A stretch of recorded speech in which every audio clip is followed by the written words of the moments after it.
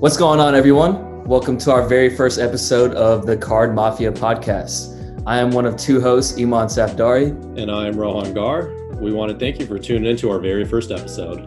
Rohan and I have become very good friends in the hobby through meeting at card shows, actually. We've been good friends since then and traveling to shows, going to NBA games together across the country, and now making this podcast. So I am Cardmon on Instagram, and Rohan is Slab Mafia Sports Cards. So we decided to make a podcast, Card Mafia Pod. CMP? CMP. That's right. The CardMafia Pod was created just because, we thought it was important to highlight key individuals within the hobby and pick their brain and analyze strategy with them. And I think that we can bring a new element to the content creation space because of not only the diversity we provide with, me being a more higher end dealer, and that goes into more of a investment approach of things with various different niches, while Emon is more centered around being a modern volume trader and a breaker/streamer, but also through our different strategies and backgrounds that Emon and I have. And through this, we've met a lot of interesting people that we think need their stories and strategies shared with the rest of the world. The first of which is our buddy David, a friend I met first through Facebook about 6 months ago. Yep. You can find David on Instagram at Basketball Card Paradise. David is a trader of sports cards, mostly in basketball, with the big three, Michael Jordan, LeBron James, and Kobe Bryant. Also dabbles in vintage cards. So we'd like to thank David. Thank you for coming and joining, man. Thanks for having me, guys. Excited to be welcomed on the first episode. Heck yeah, pretty honored. Yeah, well, we appreciate you. So why don't you start off and tell us a little bit about yourself, how you got into hobby? Yeah, so basically my story probably goes back to like 20 years ago when I was, 6, 7 years old. I remember like my parents would take me to Target or Walmart, and like I would always be begging for packs of cards like they'd have at the store for $2-3. $8, $9 blaster boxes back at the time, like late 90s, early 2000s.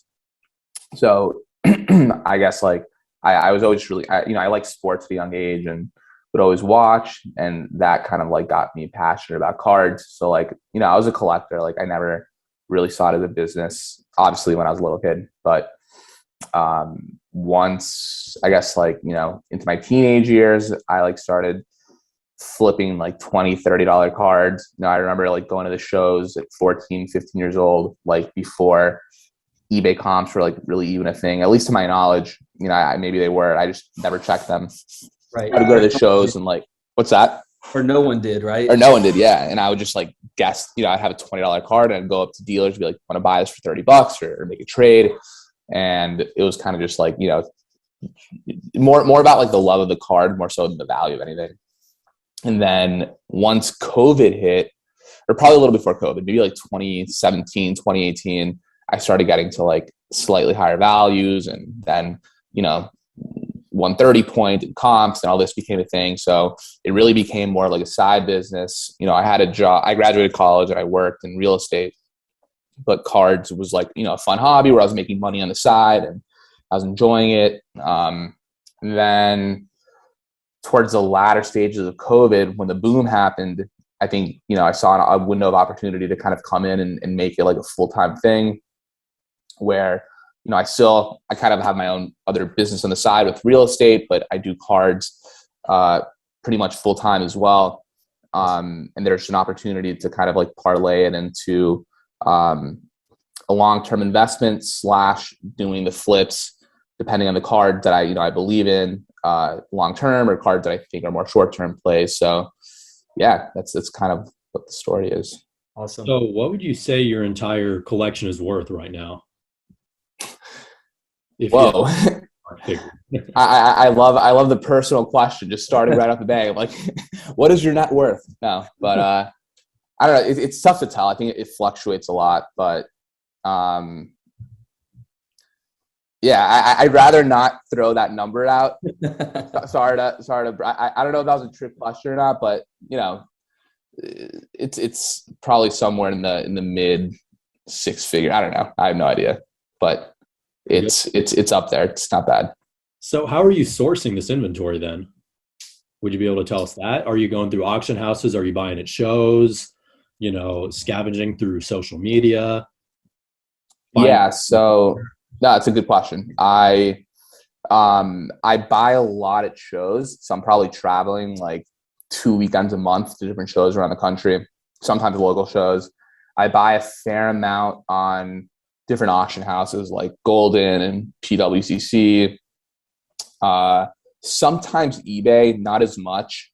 I think that there's just so many eyes on those different eBay auctions, whereas like, you can go on Golden auctions and you would think that a lot of the higher end dealers, I try a lot of the cards that I buy are usually in the higher end range, like 10K plus cards. So you would think that a lot of them are all over the Golden auction, but there's so many different lots that a lot of times, like, really, I think great pickups can be lost in the shuffle. And I try to like grab onto those cards that I think are just super, super undervalued. So Golden, PWC, shows, and Instagram too. Like the same way Rohan, like our first deal, I think I bought like an MJ Fleer off of you on Facebook. Like, you gave me a good deal, you made a little profit, I was able to make a little money. And like, I think there are a lot of those kinds of deals to be found online too.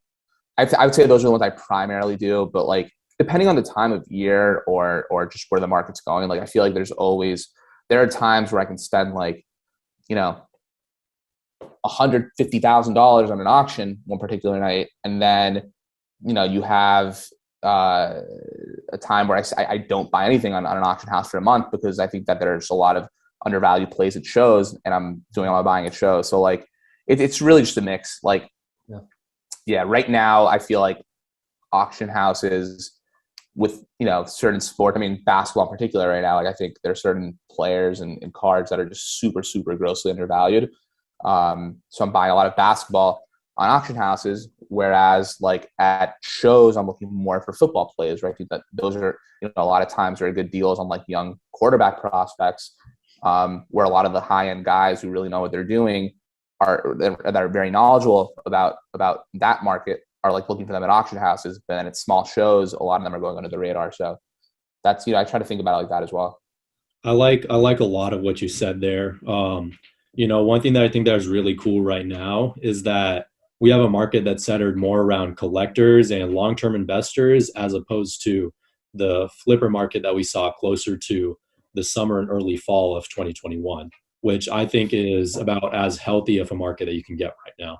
And the reason why this is a good thing is because it allows dealers like me and you to be able to buy stuff without just telling people, hey, I want to bulk buy a lot of stuff at under market. We can go on these sites, buy stuff at full market, and then sell it for a profit simply because we're finding, like you said, undervalued pieces, diamonds in the rough, per se, on these auction houses. And the coolest part about it is that everyone has a different angle.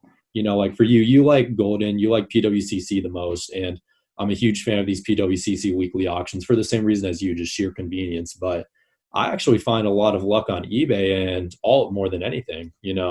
I'm buying cards on there, later that week, later 2 weeks down the line, selling them for like 10% profit here and there, 15% here and there. But that money tends to stack up over time. And I just think it's pretty cool that everyone has their own individual angles. Yeah, I think a lot of it has to do with like, I'm very, and like you guys know pretty much at this point, like I'm very particular as to like the types of cards that I buy. Like Emon mentioned, certain LeBron, Jordan, Kobe, a little bit of vintage, but like I won't venture into like, I'll buy some Luka and Holmes and stuff like that, Herbert, but like I'm not buying like, I know someone that Emon has like had success with is Desmond Bain, right? Or like guys like that, where it's like they're good young prospects, where like I feel like on eBay you might be able to find a good deal on someone like that. I'm not looking for those guys on eBay. I'm looking for like the massive big GOAT names where everyone's looking for those. So on an eBay, like it's tough for me competing with people all around the world looking at some of these auctions. Whereas like, the smaller, not smaller auction houses, but like the more obscure places or like local shows, if I come up with more money than say like, someone's gonna be going to a 50 table show with, there's not as much like competition per se on bigger cards. So yeah, it's interesting. I feel like it all depends on what you're looking for. That'll make an eBay versus an alt versus a golden a better place to find those cards. So now we know where you buy these cards. What are you doing with them after? How are you selling them? So I used to be like simply a buy or sell kind of guy. Like I would buy a card for X amount, and then kind of like Rohan said, like look for my 10 or 15% margin play at a time. But recently, like in the last year or so, I've become a very big fan of like trading up and down. So like, say I'll buy a card on auction and it's a 10K card. And I think that like, I'll take that to a show and I'll see a table with someone that has a bunch of really liquid, cool cards in like the 3 to 4K or 2 to 3K range. And they don't, they've never really been able to, in their minds, afford, like a 10 or 15 or 20K card. So I think that, trading down, for example, where I can get like 5K cash and 7 to 8K in cards that are liquid, I can kind of trade that down and kind of work my way backwards. Or on the flip side, if I see, if I know someone that has a $30,000 card that I know they've had for 3 or 4 or 5, 6 months, and they kind of, want to be cashed out, I'll come up with the opportunity and I'll be like, listen, I'll trade up at like half cash, half trade. And I'll trade up to that big card, kind of like at a try to get it obviously favorable value for me on that side. And then I'll use that larger card to trade down, kind of like I said, the first way at higher value. So I think trading is a really good tool.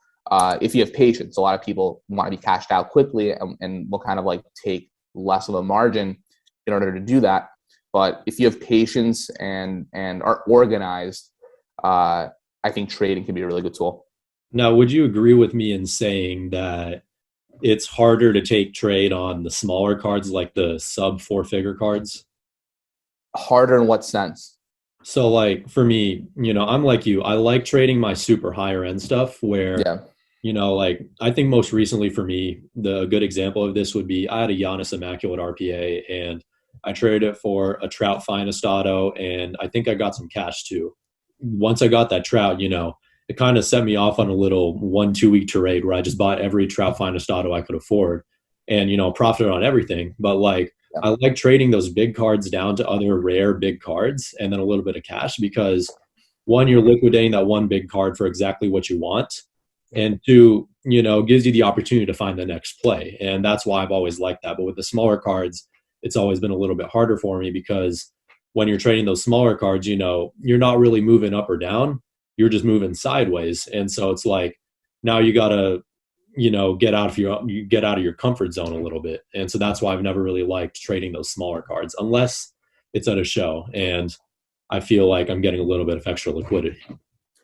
Yeah, I agree. I mean, there's no point in, especially like, you're someone that is probably, you're dealing consistently with 10K plus cards. So like if you have a $500 card and someone wants to trade up like 4 or 5, 6 cards in the $100 range, and then you go down to $60 cards, like right. I don't want to say it's a waste of time because everyone has to start somewhere. And like for some people that, they're able to work with that like intense amount of volume at lower numbers, that's totally fine. That's a business model that works for a lot of people. But like for me, I agree with you. For me, like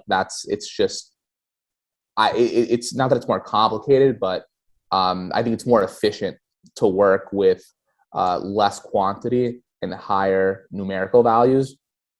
And, I think that everyone just needs to like perfect their own system. Kind of like, when I trade up or down, I know exactly what types of cards I'm looking for in what sport. I know in my head, like what I can get for a particular card. What cards I can get 95% of their value because there's just X amount available and they're this hot, and what cards that I trade for that, sure, I might be trading at $2,000 of value, but I'm only going to I'm only going to get 75% cash for this card. So that $2,000 is really $1,500, whereas there's another $2,000 card that I know I can get $1,900 cash for that card. So you have to have all of that like pre-figured out. And that just comes with like studying the market, like part of like, it might sound a little nerdy, but like I'll go through like sold.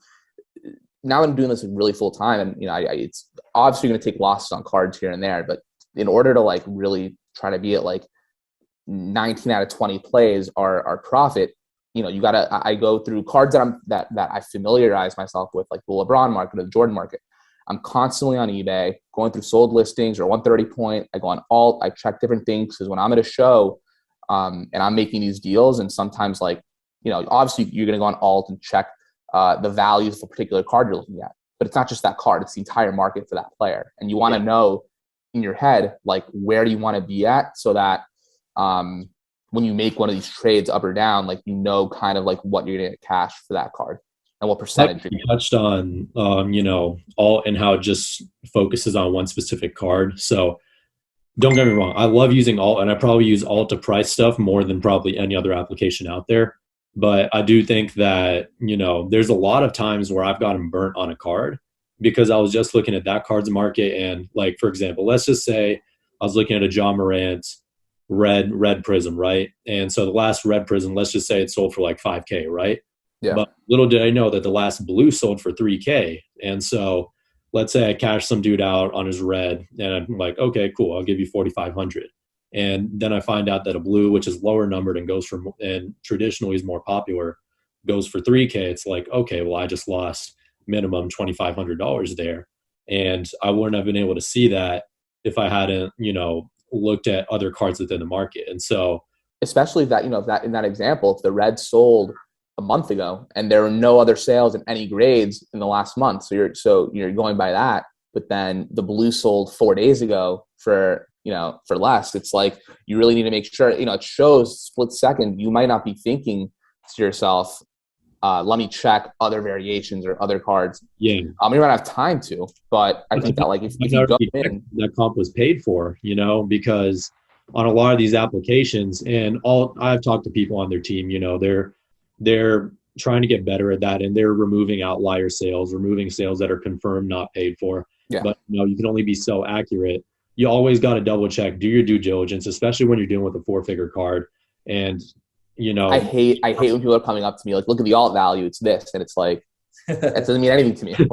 like there can be a pop one of a card that sold 6 months ago, and they have the alt value on. It's like the card's worth like 10 times. It even sold for 10x what the alt value is. It's like, it's sometimes it's like somewhat accurate for a pop 20,000 card, like a Zion base prism PSA 10, but like for the most part, it's like, this card right here, actually, Trout out of 10 die cut, finest rookie auto. Alt probably has it at like 14K right now. I actually already have that card sold for an amount higher than that, and I've heard estimates as high as 50K on the thing. And so, that shows you got to take all these numbers, whether it's alt, card ladder, anywhere, you got to take them with a grain of salt. But even past that, you got to comp on every single platform you possibly can with a bigger card. I think card ladder is a great one to use because when you look at a card on card ladder, it doesn't just show that one single card's comps, it shows other parallels too. And you can kind of view them all in a different format where sometimes you're getting a bit more information from that platform than you are with alt. But at the very least, if you're looking up a graded card, click that all grades button so that way you can see what other grades of the card are doing. Yep. Also check active listings too. Yeah. So important. So important. Which alt does a great job of placing the active listings. A lot. And I never used to do that, Emon. And I think that's like, I would always look at sold listings, and I got burnt a few times early on, like when I first started doing this, because like you never know when cards got relisted, first of all, but also, they're not paid for it, but also like if something's just on a downward trend and there's no comps for 3 weeks, you're like, oh, 3 weeks ago, the card was consistently selling for 3,500, but now it's listed on eBay for 2,900. That's burnt me. So very, very important. And it could also help you on the flip side where, say, someone like Deshaun Watson, who, maybe his recent comp was, say, 1,000, but there is an active auction that's already at 1,300 with a few days left. And, so like also catching it on the flip side, like, hey, maybe this card is a play, even if I buy it at comps, because a new one's about to, end in 2 days for more already. Actually, that happened earlier this week. So a guy DM'd me with a card, Giannis rookie select. Y'all might have seen it on my Instagram. And the last comp was remarkably low. Like we're talking, Giannis's market has, in my opinion, seen a consistent uptick like every single month since like I'd say August or September of 2021. This card sold for 3,500 then, and the last comp since then was one BGS 10 that did, I believe, 3,700. Like I think 2 or 3 weeks ago. And then other than that, there was an alt comp liquid auction that sold for 2,300. And, the guy reached out to me, he wanted 2,700 on the card. And, that was above the last sold comp at 2,300 on alt. But, you get the feeling that, like we're saying that comp's a little bit low, that his market's gone up since then. I ended up buying the card at 2,450, and this past week I sold it for 3,200. And that's an easy 650, $700 that I made off of that card. And sometimes you just can't be scared of buying the card at or above comps. Yeah. Yeah. Absolutely. Availability is very important. And I think it's important to like, with that being said, like you have to make sure it's a super low pop card. But assuming it is, and it's a card that doesn't come up to market, then I don't see anything wrong with what you just said. I wouldn't consider that card as being super low pop because, it's just a parallel from select of a Giannis rookie. I mean, they got availability, low pop or availability. Yeah, availability. But I also think it goes back to like what you were saying, like you're going on Gold and looking for stuff that's selling lower than what it's worth, right?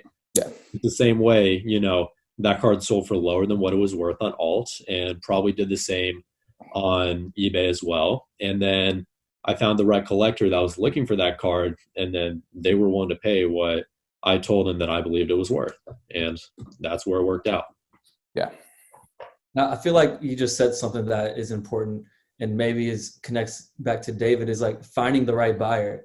I'm sure, David, since you're dealing with the big three and you said you've recently been on a LeBron trend, maybe before you even buy an item, who to take it to sell it. Yeah. A lot of the time I have an idea of who I'm going to move a certain card to. And at this point I have like certain guys who are like, please reach out to me first when you get this type of card. And those deals go through a lot of the time. For me though, like I like to buy based on like value, not based on who I might have set up, just in case a certain deal, like, recently, and obviously no names at all, but like recently I had someone who was interested in buying wax from me, like a high volume amount of wax at a certain price. And I went ahead and made a deal based on like that guy's word. And then he kind of backed out last minute, and then I didn't have a buyer for the wax, and I'd spent, a lot of money. So, fortunately I got it at a price where I wasn't going to lose money, but you never know, timing is everything too. What's that? Timing is important. Since you lost that sale, like who knows what the market on that wax is going to do the next day, Exactly. So I think it's important to like make sure you're getting cards that you're comfortable at the value rather than like buying based on what you think you can get from a particular person. Definitely. But yeah. Definitely. Like on the topic of like people asking you if like they want a card, I do such a bad job of like forgetting whenever people send me those messages too. So any of y'all from Instagram have told me like, you're looking for a certain thing, I'm sorry if I forgot. I'm not he's using this platform to apologize to his customer base. That's funny. I want to ask a question about something that we mentioned before. Rohan, towards the beginning of the conversation, you were like, I'm trying to remember what you said. You were like, flippers, it's less now than it was during the COVID boom, which is better for the market. And like the COVID boom, I would say that was peak investors where like it was just getting flat out ridiculous. Then it got to like peak flooding where it was like, every person was like, I'm not buying this unless it's at bare minimum like 60% of market. Right? But at the same time, and I know this probably isn't like the politically correct thing to say in the hobby, but whatever, like we're just chopping it up right now. Yeah. I think that, and you and I talked about this the other day. Not a lot, but some of these influencers, some are great for the hobby. Like some of these guys are great. Some of them I think are so bad. Again, not going to name names, but like even someone like you and I disagree on certain characters where it's like, some people are they have like these shenanigans and these shticks in their videos where they think, or their little clips on Instagram. And there's a lot of like pumping and dumping going on too, where I've seen like certain influencers being, very high on the Marvel market, and then that's gone to crap. Or some of these guys, who have almost like convinced people that they are worthy of buying at 50% comps, and then quickly, it's a lot of like trying to think of how to say this without getting any flack, but like, I don't know, the whole influencer. In my opinion, I don't think there's anybody in the content creation space that's gotten, to that level where they're like extremely big and hasn't had it get to their head yet. And I think that's something worth noting. And that might not be the right thing to say, publicly, but it's the truth, Yeah. And, we've seen a lot of these guys turn their act around and end up being good noodles, but some of them don't. It's just the way things are. Yeah. And not that, and listen, there's nothing wrong with flipping and making money doing that. Like that's something that we do. But I think that, to say that all of like the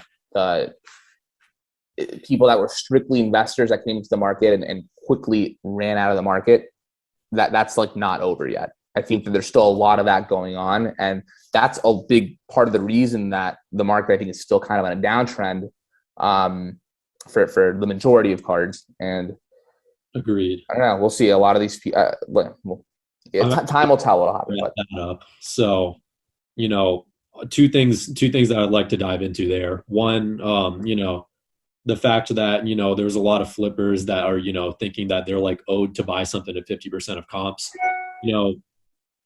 All of us right here, we all buy stuff at below market to flip at, say, at market or slightly below market. I mean, all of us are guilty of that, right? But there's a certain etiquette and composure that you got to go about doing that kind of thing, So like one thing that always has bothered me is when people are like, yeah, I'll buy it, but I got to profit or I got to leave some room. Like, that's why whenever I'm dealing with people, I've always told them, like, if I'm buying a flip, if I'm buying to invest, and I'll buy it at full market, right? But if I'm buying a flip, I'll be like, look, if I were to buy this, I would be buying a flip. And for those reasons, I'd like to be at this number. Feel free to shop it around and come back to me if, no one can beat my number. And I personally feel like that's a good way to go about those things, in my opinion. On the topic, though, like you were saying of, investors leaving the market, I agree with you. I don't think that we're done with that. And actually, a good friend of my dad's actually called me last week, talking about getting into the hobby. My dad told him about like what I was doing for a living now. And he was basically explaining to me like, yeah, I was looking to get back in, but, I got on YouTube and the first thing I saw was just, for lack of a better term, tomfoolery, pumping. That's what it is. And really quickly, sorry to interrupt, but I think it's important to note that like we're using the terminology is wrong. Investors are not a bad thing. Investors are a good thing for the market. And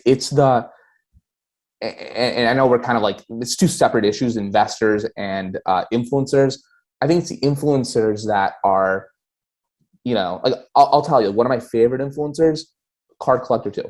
I think that Ryan is like, it's not shenanigan based. It's strictly like, or like even Mojo. And Jay has like he's a big personality, but it's very based on like doing the right thing and for the involving kids and like, I see the Card Collector 2, like the trade nights and showing like certain negotiations during shows. And it's not like in your face, like you know, shenanigans. I like tomfoolery. But some of these other guys where it's just like, they're doing like random shit in their little clips, and it's like this is just making the hobby look more like a joke than something that's like, it's supposed to be fun. It's not strictly business, but like don't make it look like a joke either. That's not long term. That's just gonna like turn people off. It's because it's gonna look like a child's game.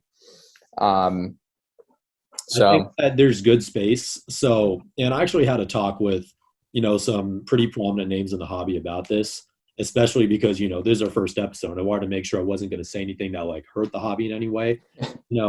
There's a way you can go about talking about investment and money-based, maneuvers, and you can do it in a right way as opposed to just, pump and dumping, market influencing, or even just doing anything in an exploitive measure whatsoever. And I like how you brought up those two creators, because I feel like those are two creators that are very, are more so geared towards the hobby, as opposed to talking about ways that you can make money in the hobby. And I think that we are, one, for sure, always going to need those guys, because as a dealer who, like you, deals in more of the higher end rare pieces, the bottom line is, if you're going to do that kind of stuff, you have to respect the end collector. Otherwise, you're not going to make it long. That's exactly right. Exactly. But like, influencing should be, listen, everyone, I think that everyone should be striving to, obviously you don't want to lose money. But the influencing, I think, is better when you're focusing more so on the product itself, rather than like the players, the talking about quick profits and quick flips and doing different sideshows that aren't related to the cards. Well, there's other people that do a good job of it, but I think that there's a certain way you got to go about it. Like, there's creators, like, for example, one of my favorite creators in this industry, especially when it comes to like the money making side of things, is Roth Cards. Great friend of mine. I buy a lot off of him. And one thing that he does a lot is he's showing why things work, and he's showing how they work. And he's consistently doing the same thing over and over again. I mean, everyone called those guys crazy over the whole Mitch Trubisky thing, but then all they did was buy. They didn't talk about, trying to pump the price. And then next thing you know, the dude gets signed by Pittsburgh, and as far as I know, they were profiting through and through on all of those. And then another one that he talks about a lot is Steph Curry. He's always buying Curry cards as rare as they come, and then selling them or trading them down for profit. And the stuff that he trades down to is usually just instantly liquidating to me. And every time he's like, yeah, it's another Curry card right there. But he's being very public about the maneuvers that he's going about to make these profits. And I think, if you're going to go about doing this from a monetary standpoint and publicizing it, you got to be as transparent as you can be. Yep. The pump and dumps hurt. They hurt the hobby. Yep. Long-term pump and dumps are as bad as it can be. And it's only going to take out as many serious investors as it can. Well, cool, guys. Is there any last things we want to say before we wrap this up? Yeah, I guess I have one last thing I want to ask. David, if you have any PC cards you wanted to show us what you got. Yeah, so I have, I guess, I would say PC is like probably 10% of the cards that I usually have in my carousel, and then the other 90% is cards that I'm like moving. But I have this Bill Russell. I have two Bill Russells here. It's a PSA 3.5 and a PSA 4, 1957 tops. I think that in terms of vintage basketball, like 57 tops Russells, and then 61 Fleer Wilt and Jerry West and Oscar Robertsons are always great pieces. And I have a few of those in my collection as well. Like I have a PSA 5, Wilt Chamberlain, 1961 Fleer with really good centering. I think eye appeal and centering and good quality surface is really important on those cards. Those are the ones I'm usually not looking to move. And then I have this LeBron Ultimate Signatures 03 rookie auto. I just love that set. I have the Jordan auto from that set as well, which you can see here, I guess. So there's just a couple examples. I have some other ones as well, but like I said before, like or I didn't say it, I guess one of you touched on it, but I'm a big believer in vintage. I love vintage basketball. I think it's really cool. And it's, like the Russell, for example, I think there's like less than 1,000 total in the PSA registry. So I just think it's like a great, safe, long-term investment. And LeBron rookie yourself, like I'm very bullish on LeBron long-term, and I'm a fan of his, and Jordan as well. So I think you can't go wrong like holding rookie autos of them. This may be the best time to buy LeBron cards, I feel like. 100%. People will miss him when he retires. I think couldn't agree more. Wait until off season, and that'll be the time. But I could be wrong. Sometimes you see the majority of the dip happen right at this one. After they've gotten eliminated for the year, that sometimes is the best time to buy. But who knows? One of us is going to be right. Rohan, you're always right. You're always right. That's true. I feel like with LeBron, as long as you think long term, like the buying opportunity is now and for a whole year or two until he retires, I think. Okay, it looks like we have less than a minute, so if you want to plug in your Instagram or anything else, go right ahead, David. I think you hit on it before, but yeah, guys, I'm Basketball Card Paradise on Instagram. Feel free to DM me with any questions. To buy, always buying, always selling, always trading. So yeah, guys, I this was a lot of fun. So really appreciate you having me on. Heck yeah, man. Thank you. And that wraps up the first episode. We appreciate it, David. Of course. Peace. Peace.